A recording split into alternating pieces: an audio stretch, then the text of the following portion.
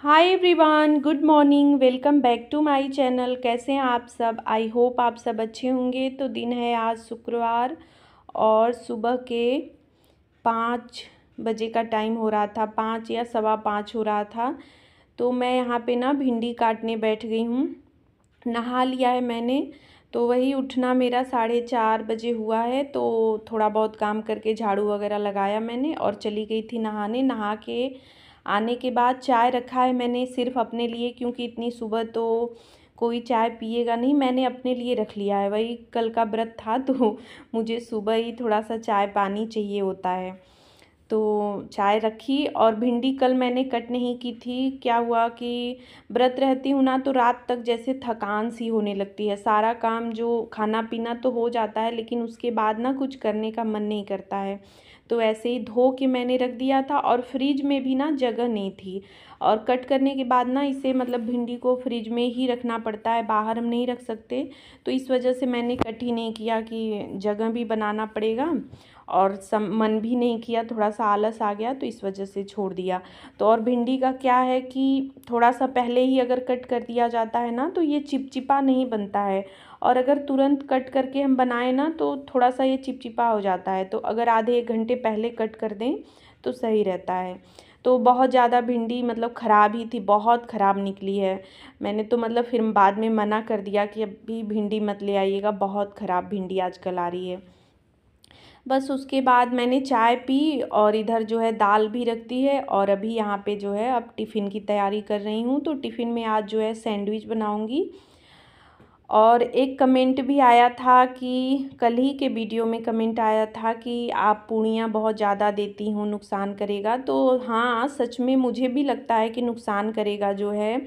और मेरा भी मूड होता है कि नहीं, मैं जैसे बीच बीच में रोटी वगैरह बना के दे दूँ, लेकिन ना तन्मय बिल्कुल रोटी ले ही नहीं जाना चाहता। और अगर मैं दे भी दूँ ना, तो अगर मैं 4 रोटी दूँगी तो वो 2 ही खाएगा मुश्किल से और लेते आएगा घर।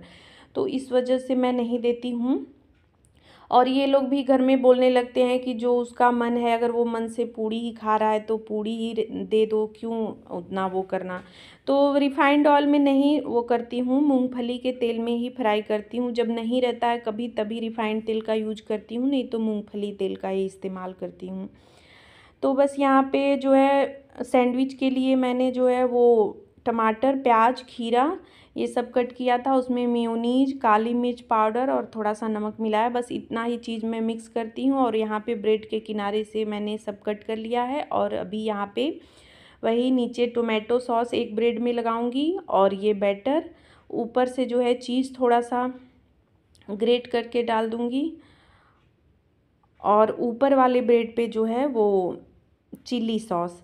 तो बस मैं ऐसे ही बनाती हूँ ज़्यादातर, या फिर कभी कभार पनीर का सैंडविच। आलू वाला मैं नहीं बनाती हूँ, जैसे आलू मैश करके जो बनाया जाता है उसे मैं वो सैंडविच नहीं बनाती हूँ। ब्रेड पकौड़े कभी कभार बन जाते हैं, वैसे बहुत कम ही बनते हैं। अभी तो आजकल क्या है ना, मार्केट में ही ब्रेड पकौड़े बहुत अच्छे मिल जाते हैं बने बनाए। तो फिर घर पे ना नहीं बनाती हूँ, कम बनाती हूँ। जैसे क्योंकि टिफ़िन वगैरह में तो ब्रेड पकौड़े दिए नहीं जाते हैं। सैंडविच वगैरह तो हम दे देते हैं, लेकिन ब्रेड पकौड़े ये सब चीज़ें वो मन से नहीं खाता है, टिफ़िन में नहीं ले जाना चाहता है।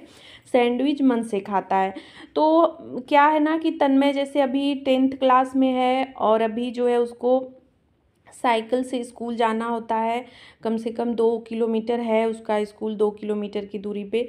तो टिफ़िन में भी ना पूरा जैसे मुझे पूड़ी सब्जी ऐसे ही देना पड़ता है, या मैं आलू का पराठा बना दूँ, ये सत्तू का पराठा बना दूँ, ये चीज़ें ही मैं दे सकती हूँ। पनीर की सब्ज़ी, पूड़ी मतलब आटा का इस्तेमाल, जैसे रोटी, पूड़ी, पराठा ये सब ही देना होता है। प्रॉपर खाना मतलब देना होता है कि टाइम तक रहता भी है। 6 साढ़े 6 घंटे लग भी जाता है, साइकिल चला के जाना है, बड़ा बच्चा है तो मतलब उसको प्रॉपर डाइट चाहिए।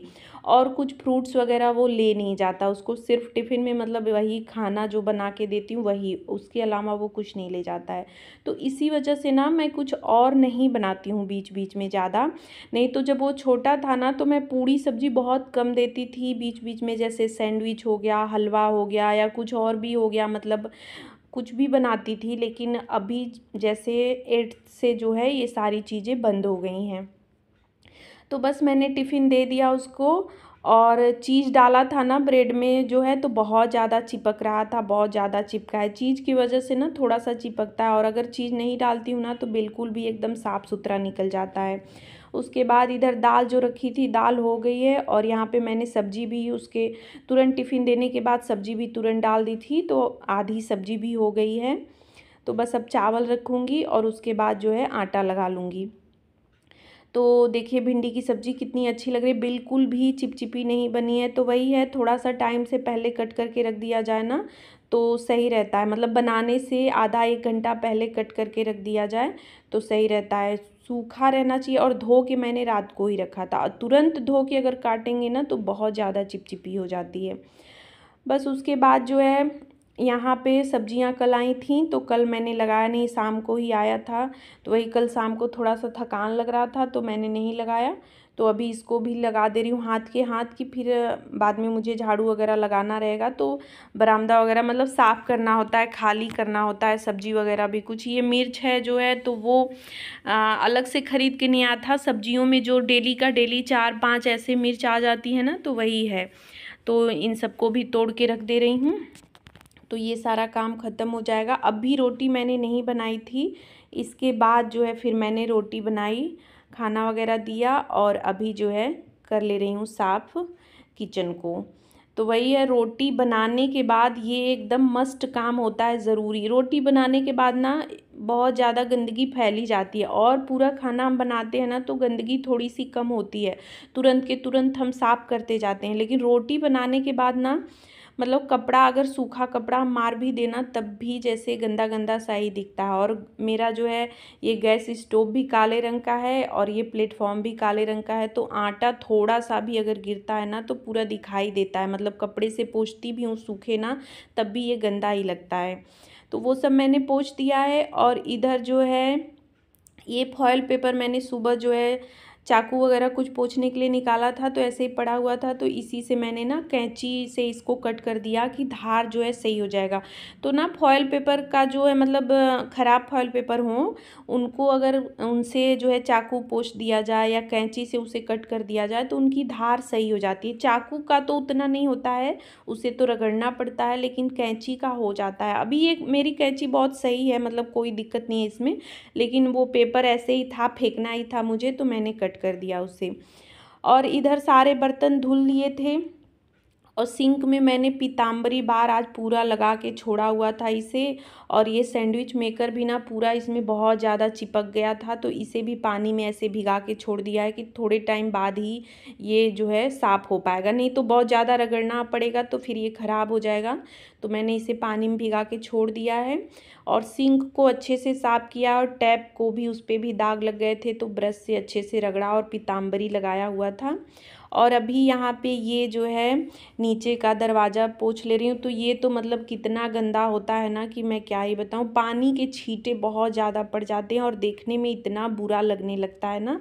और इसे रगड़ रगड़ के पूरा साफ़ भी करना होता है। ये सामने वाला 2-3 है ना, एक बर्तन वाला इधर, एक बेस उसके सिंक के नीचे, और एक इधर, 3 जो है बहुत ज़्यादा गंदा होता है, इसको मुझे बिल्कुल रगड़ रगड़ के साफ़ करना होता है। और इधर वाले हैं तो ये सब बस हाथ मार दो साफ़ हो जाते हैं, इन सब पे बहुत ज़्यादा दाग वगैरह नहीं लगते हैं। लेकिन जब हाथ मारती हूँ तो सब पे ही मार देती हूँ कि सब पूरा साफ़ हो जाए तो सही रहता है।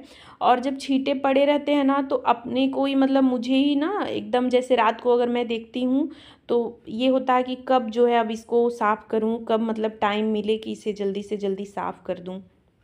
तो वही है, दिमाग में जो है ये रहता है कि नहीं अब ये काम करना, या अपने से ही मतलब देखा ही नहीं जाता है, गंदी चीज़ें मतलब नहीं साफ़ करना ही है। तो सारा काम किचन का मैंने ख़त्म कर लिया, मतलब सफाई वगैरह हो गई। अब जो है झाड़ू लगा रही हूँ। तो किचन में ना एक बार तो सुबह झाड़ू लगा ही देती हूँ, तो नीचे फर्श मेरा बहुत ज़्यादा किचन का गंदा नहीं होता है, नीचे कोई काम करती भी नहीं हूँ, सब्जी वगैरह सब मैं बाहर ही कट करती हूँ। तो नीचे जैसे सिंक के पास वही पानी वगैरह, जो जूठे बर्तन जो मंजू आंटी को धोने होते हैं उनको निकाल के रखती हूँ, बस। उसके अलावा फर्श बहुत ज़्यादा गंदा नहीं होता है। तो सुबह एक बार झाड़ू मार देती हूँ तो इस टाइम पे बिल्कुल भी गंदगी नहीं रहती है। किसी किसी दिन बहुत ज़्यादा काम होते हैं, आप कुछ गिर जाता है तो गंदा रहता है, नहीं बाकी रोज़ साफ़ ही रहता है। प्लेटफॉर्म ही सिंक किचन में जो है प्लेटफॉर्म ही ज़्यादा गंदे होते हैं, सभी के होते होंगे, फर्श से ज़्यादा प्लेटफॉर्म गंदे होते हैं। तो सारे घर में झाड़ू लगाने के बाद अभी यहाँ सीढ़ियों पे भी मैंने झाड़ू लगा लिया है। ये भी गंदी दिख रही थी, धूल वगैरह दिख रहे थे, तो अभी लगा ले रही हूँ पोछा। तो पूरे घर की सफाई हो गई है। तो सुबह से लेके ना लगातार इसी तरह से काम करने पड़ते हैं, और ये सुबह के काम ना डेली के मतलब हैं, और बिल्कुल ये है कि ये सारे काम करने ही हैं, इसमें से कोई भी काम हम स्किप नहीं कर सकते हैं। ये डेली के रेगुलर के काम है, कंटिन्यू सुबह से 5 बजे से चलते हैं। और पूरे घर की साफ़ सफाई, आज तो मैंने नहा लिया है, नहीं नहाने तक जो है ये सारे काम चलते रहते हैं, बीच में कुछ एक्स्ट्रा भी हो जाते हैं, बाकी ये सारे काम रोज़ के ही हैं। डस्टिंग वगैरह का मैंने दिखाया नहीं।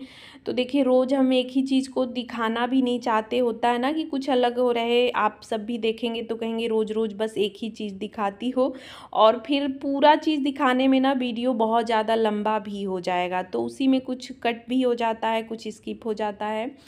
तो उसके बाद सारा कुछ करने के बाद यहाँ पे कपड़े मैं धो के आ गई हूँ। तो कपड़े भी आज मुझे हाथ से ही धोने पड़े, क्योंकि मशीन जो है ना, मैंने डाले थे मशीन में ही, लेकिन जो पानी है पूरा निकल जा रहा है, रुक ही नहीं रहा है, तो फिर मुझे हाथ से भिगा के छोड़ना पड़ा। फिर मैंने हाथ से धुला, तो उसमें थोड़ा सा टाइम आज आधा घंटा एक्स्ट्रा लग गया। और कपड़े कल गुरुवार था तो मैंने धुले भी नहीं थे, तो इस वजह से आज पूरा मुझे धोना पड़ा। तो आज के ब्लॉग का एंड भी यहीं पे कर रही हूँ। आज का ये वीडियो कैसा लगा कमेंट करके ज़रूर बताइएगा। अच्छा लगा हो तो लाइक, शेयर और मेरे चैनल को सब्सक्राइब करिएगा। तो मिलूँगी नेक्स्ट वीडियो में। Bye bye, thanks for watching.